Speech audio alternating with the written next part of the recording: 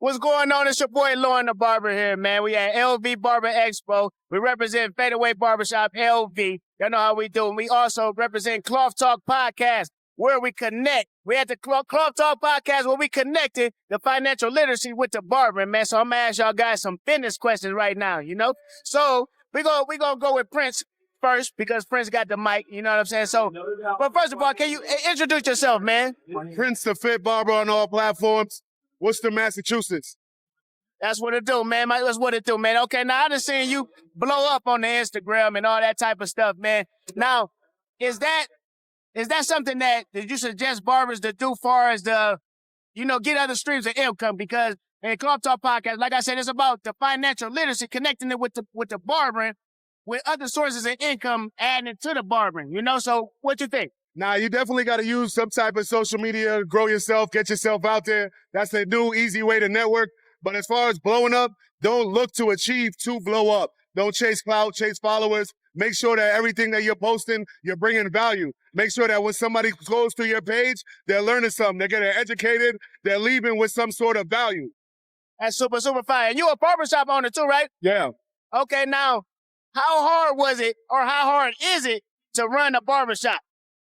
Extremely hard, especially if you're trying to do it the right way. You're trying to bring good customer service. You're trying to attend to your clients in a certain way. You got to get everybody to be on the same page. So that's real hard as far as, making sure that all the barbers are on the same page. But if you focus and you locked into your barbers, you treat them right, you stay disciplined, and you basically lock in and focus, you can make it happen for sure. Okay, now if you was to start it all over, because there's a lot of people, they want to be barbershop owners. Like what would you suggest them what's the steps that they should take in order to do it the right way? If I could start it all over, I say it all the time, so I got the answer on deck. I wish that I would have locked in to trying to build a relationship with barbers and get a team before even opening the shop. So maybe we'll find a shop where they're already team like-minded, get to know those guys, form a really good and tight relationship with them so that when I open my shop by myself and then just started hiring people. Okay. I would have built a team first and then open the shop. Okay, super, super duper fine. Last one. Now, as far as the structure, because we always talking about the LLC aspect of it, the retirement aspect of it, and other sources of investments, maybe crypto, stuff like that. Like, is that something that's important when you're a barber? Yeah, that's something that's important as a human being. You got to have investments. If you're working every day, you can't rely on just haircuts. Even though, they have all these medical insurance policies that still pay you a lot of what you're getting, you got to have multiple sources of income. And you got to make sure that a few of those sources are not by your manual labor, because we might not be able to put in that work sometimes. You got to have, what's it called? What's that word, Hevie? That income, that passive income. You got to have that passive income. That way, if you're not able to go out there and put your boots on the ground, you still getting paid.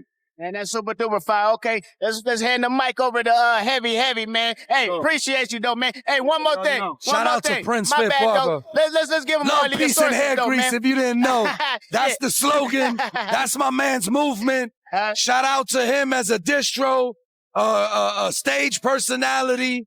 He's really hitting every statistical category of the game. And I'm just happy to watch. Yes, sir. Hey, let him give his source. Where can they find you at? Prince the Fit Barber on all platforms. Okay, easy, man. Love, peace, and hair grease. And health is wealth, man. I love that, man. Health the Fit Barber. Wealth. Yes, sir. Appreciate you, homie. Yes, sir. One. Okay, now, Hevie, man. Let's get it. And this is my business partner. Yeah, shout out to Bird Money. I didn't, yeah. He didn't ask me no questions yet. So he want to ask the questions. Yes, sir.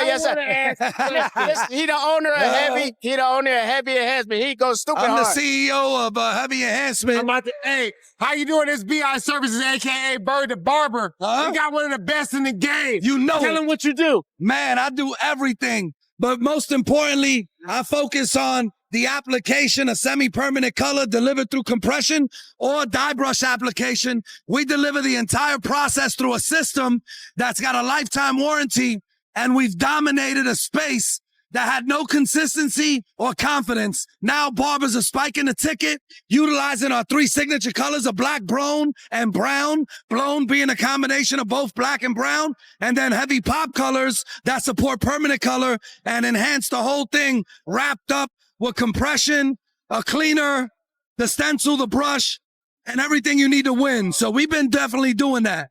And you say lifetime warranty. Yeah, if you come from...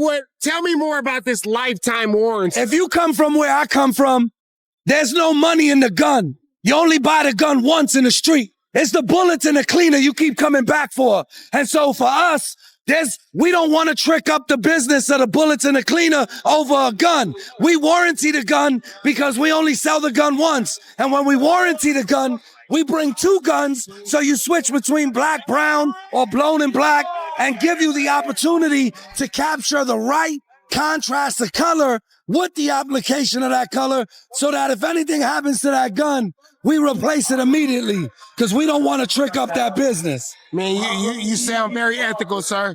Okay, what's the biggest challenge of running this business right here? The biggest challenge in any business is understanding the 3 pillars of finance. That's spending, investing, and saving. When you're an entrepreneur, there is no saving. All the money goes right back into spending. More material, more shows, more product, more marketing, more everything. You go from 100,000 a week to broke and back up and back down. And in business, you're going to continue to go up and down. But over time, you want that up and down to continue to go up as you scale percentagely throughout the year. The biggest misconception for entrepreneurs is that it's going to happen overnight. It's going to happen overnight. It's going to happen at night, but not overnight.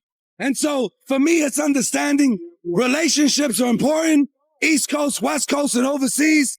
And we're definitely doing that in any language, whether it's Spanish, English, Asian. Communication is the key to success. And the more algorithms you tap in with, whether it be a language or social media algorithm, because this algorithm is separated by color. There's a black algorithm. There's a Latin algorithm. There's an Asian algorithm. The one who captures all the algorithm and exposure wins. Today, more importantly than property and oil, is exposure. And people are fighting for it. And so the best way for me is ground roots, boots on the ground, meeting new people, and learning more about this industry that's capturing the attention of millions around the world. Okay, but people want to go on vacation. They want to get the best shoes and things, bro. How are they going to do all that by running a business? You talk about all this business, put all the money in the businesses, but they want to go on vacation. They want to drive the best, biggest car. They want to have the nice chain. They want to have all those shoes. So how do they stop that thought process? Well, fortunately for me, I've invested my business into the travel. So I get the vacation on top of the business here in Las Vegas or any other city. When you tie the business into it, I'm not just spending money, I'm making money while I'm here too. So I think the biggest thing for an entrepreneur is whatever market you're going to tap into, make sure you're traveling to those cities that have a lot of experience in that market so that you can drive more business and network relationships while you travel around the country. But as far as cars and clothes and everything else that comes with it, that's something that comes well after you have established the business to a point where you're making money in your sleep. And so that's the goal for everybody that's chasing this American dream, and we're in the right country to do it. Okay. And this business right here, you built the clientele. So how did you build it, and how do you keep people keep coming back? It's just like barbering. It's all word of mouth. If you're a good barber and you understood barbering before social media, then it took a referral system. And if the haircuts were being referred, then the product gets referred just the same. When you develop a product that solves a problem, people will find you. It's that easy. Yeah. Okay, last question for you, baby. Let's do it. Okay. Advice for new business owners out there. They just started. They've been in here 6 months, 8 months, a year. Okay. What is your advice about money management? I was about to say my biggest advice for any entrepreneur is managing cash flow. If you don't understand where you're spending the money, then you'll never invest and save. I think too many times people confuse spending for something negative. No, if you learn to control your spending and spend to where you're pushing that cash flow out to come back in abundance, then that's the right type of spending. Understanding what brings value and understanding what is a liability is the key to cash flow. Liability and assets. And depending on where you fall in that spectrum, this is not a taught behavior. We have to teach this to each other because the business of barbering and barbering is two conversations most ain't ready for. Yes. Thank you, man. Last I appreciate question. you. We want to ask one more thing. One more, let's do it. This is the bonus. The bonus. Where do you have your money at? Stocks, crypto, real estate, businesses. Where do you start up companies? Where do you have your money, or where would you like to put your money? Right now, I would say that all of my investments have been made in 401k assets to include a little bit of crypto. A lot of that stuff now is new, but even though I'm an OG, I gotta stay hip to the new ways of making money, the new ways of monetizing social media, cryptocurrency,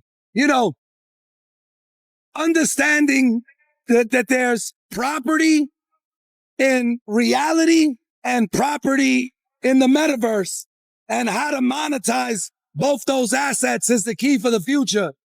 So I can't tell you where to put your money, but I can tell you as long as you're saving your money, you'll finally hit that light bulb idea. And the biggest issue for the entrepreneurs is they got to go raise the money because they never saved any. So start by saving at least 15 to 20% of your income. And when the idea comes across your table, you'll be ready with the cash flow to make the investment and not have to aggressively seek investors like most of the rest of the world. Woo! That boy dropped gems. If you didn't, hey, we thank you very much for your time, man. Thank you. Everybody follow. Where can they follow you? Where can they buy this product? Where can they find you? Our store is shop.hevie.com, Hevie.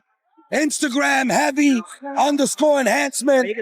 Hevie _ enhancement is our Instagram, Hevie. Check us out. We're exploding everywhere, man. I appreciate the time. I do. Thank you. I Thank you, appreciate bro. big dog. Yes, sir. Much love to the whole family. Get that little big.